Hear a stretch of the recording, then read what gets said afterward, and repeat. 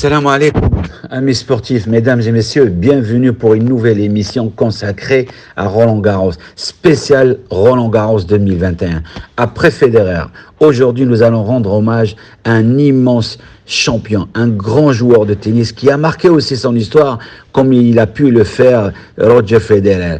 Mais lui, malheureusement, il est tombé dans une période où on a beaucoup moins parlé de lui, car devant lui, il y avait deux joueurs, Roger Federer et Nadal, qui sont à 40 grands chelems pour eux deux. Alors que ça veut dire le grand chelem pour ceux qui nous suivent depuis le début, juste pour le rappeler, le grand chelem, c'est gagner Roland Garros, Wimbledon, l'US Open et l'Open d'Australie. Donc quand on gagne ces 4 tournois, eh ben, on fait le grand chelem. Si on les gagne dans la même année, on fait le grand chelem. Eh bien, lui, il est à 17. Ce joueur, malheureusement, comme je disais tout à l'heure, il arrive dans une période où il y a deux grands joueurs devant lui. Donc il n'a pas eu les hommages qu'il mérite par rapport à son histoire, et il continue à l'écrire parce qu'il est, pour rappel, il a quand même 3-4 ans de moins que Nadal, il a pratiquement 7 ans de moins que Federer, donc il a tout le temps devant lui pour battre le record de ces deux joueurs. Un joueur hors norme, avec une fragilité, une sensibilité exceptionnelle. Cette année, il joue beaucoup mieux parce qu'il se fait moins attaquer dans les réseaux sociaux et il continue à faire à faire ce qu'il doit faire en grand professionnel qu'il est. Juste pour rappel, nous avons reçu un commentaire de la part d'une personne qui nous suit depuis le début de la quinzaine, où il disait, nous aujourd'hui avec cette génération, nous avons la chance d'avoir 3 joueurs qui marquent l'histoire du sport et en particulier le tennis.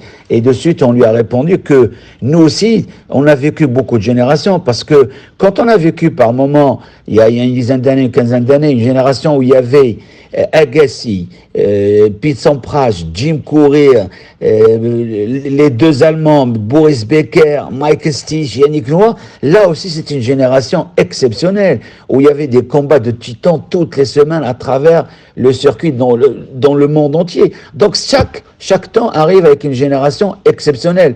Mais cette génération d'aujourd'hui, elle est encore plus exceptionnelle parce que quand on a, comme je le disais au début, quand on a 2 joueurs qui ont gagné rien qu'à eux deux 40 tournois du Grand Chelem, c'est phénoménal. Donc c'est pour ça il n'a pas eu, et j'espère qu'avec le temps il aura tous les hommages et la reconnaissance qu'il mérite par rapport à tous ces titres. Ce joueur-là, je veux bien nommer le joueur des Balkans, le joueur qui a une grande histoire derrière lui, je veux bien nommer Novak Djokovic. Si Nadal a fait son histoire sur terre battue à Roland Garros avec 13 victoires, ce qui est quand même exceptionnel aussi, et Federer sur le gazon de Wimbledon, Djokovic l'a marqué à l'Open d'Australie. Juste pour rappel, il a gagné 9 fois le titre à l'Open d'Australie. C'est pareil aussi, tous les adjectifs ne seront pas assez bons pour qualifier ces 9 victoires. Parce qu'on peut gagner 9 fois d'affilée sur 2 mois, sur 4 jours, sur une année. Mais revenir pendant 9 ans et gagner le tournoi, bien sûr, il les a pas fait d'affilée, mais gagner quand même 9 tournois, c'est exceptionnel. L'Australie tout entière aurait aimé que Djokovic soit australien, parce qu'il a marqué l'histoire et il a adoré. À chaque fois qu'il arrive à l'Open d'Australie, il se sent bien comme chez lui. Et ça, c'est extraordinaire. Il joue bien, et c'est ça qui fait sa force. Parce que Nadal, il est extrêmement fort sur terre battue. Federer est extrêmement fort sur gazon.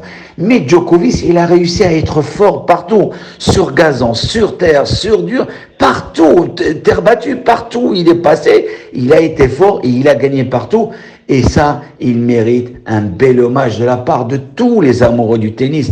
Parce que, comme je le disais tout à l'heure, il est arrivé dans une période où il y avait 2 immenses champions devant lui et il a vécu un petit peu dans l'ombre. D'où sa frustration, parce qu'on l'a souvent vu s'attaquer à beaucoup de gens. Et c'était mal parti pour lui, parce que quand on s'attaque à l'ATP, il n'y a pas plus loin d'1 an, il a voulu créer une association pour faire de l'ombre à l'ATP. Et ça n'a pas marché. Il était le président. Ça l'a affecté, ça lui a fait beaucoup de mal. Les critiques de l'Australien Kyrgios, qu'il a souvent attaqué sur les réseaux sociaux, lui ont fait beaucoup de mal. Sa séparation pendant un an et demi avec sa femme lui a fait du mal aussi. Mais il arrive toujours à s'en sortir parce que derrière lui, il y a une belle et grande histoire que je vais vous raconter de suite après. Le proverbe dit que derrière chaque grand homme, il y a une grande dame. Eh bien, moi, je dirais, derrière chaque champion, il y a une grande histoire. L'histoire de Djokovic commençait quand il avait l'âge de 6 ans, pendant l'éclatement de l'ex-Yougoslavie. La guerre a démarré dans son pays et il entendait que les bruits des cartouches et les bruits des rafales. Et il avait peur, parce qu'un jeune homme, quand il entend ça, automatiquement, il a peur, qu'il soit serbe, ou qu'il soit palestinien, ou qu'il soit marocain, un enfant reste un enfant. Donc il avait peur. Et comment il s'entraînait? Il le disait lui-même. Il allait s'entraîner dans la piscine olympique et c'était vidé. Il allait faire du mur dans la piscine olympique de sa ville. Et après, petit à petit, son chemin, ou plutôt sa bonne étoile, lui a montré, lui a indiqué le chemin. Et à un moment, il se retrouvait en Allemagne pour jouer et représenter la Serbie. Et là, il a tapé dans les yeux de beaucoup d'entraîneurs allemands. Et l'un d'entre eux est le fameux Pilic. Pilic, juste pour rappel, ça a été un des premiers joueurs yougoslaves à passer professionnel. Il a gagné partout. Il a été capitaine et entraîneur de l'Allemagne. Pour la Coupe Davis, il a entraîné Stitch, il a gagné Wimbledon. Après, quand il est redevenu croate, il est devenu capitaine de Coupe Davis avec la Croatie. Donc, il a pris sous sa coupole, il l'a entraîné jusqu'à l'âge de 14 ans. Après, il est parti jouer partout dans le monde et il est devenu ce qu'il est devenu parce que cette enfance qui a été difficile, dur à gérer, ça lui a permis de forger un mental à toute épreuve. Et c'est là où on le voit. On voit sa force. Il n'y a pas plus loin que 2 jours. On voit qu'il était mal parti. Et on pensait qu'il allait perdre parce que l'Italien Berrettini commençait à jouer un tennis de feu. Il frappait très fort en coup droit, en revers au service. Et on se disait, Djokovic, c'est parti, il va perdre. Mais l'histoire lui rappelle qu'il y a toujours un petit chemin vers la victoire et que le possible se trouve juste derrière l'impossible et on a toujours besoin de notre passé pour préparer notre avenir et lui il avait besoin de son passé pour préparer et s'en sortir le moment présent et il a gagné. C'est ce qui fait la force de Djokovic. Et pour terminer, je disais tout à l'heure, il est beaucoup plus jeune que Federer, il a entre 5 et 7 ans d'écart, donc il peut battre tous les records de tournois gagnés en Grand Chelem. Bravo Djokovic, tu mérites tout l'estime de tous les joueurs et tous les amoureux du sport à travers le monde.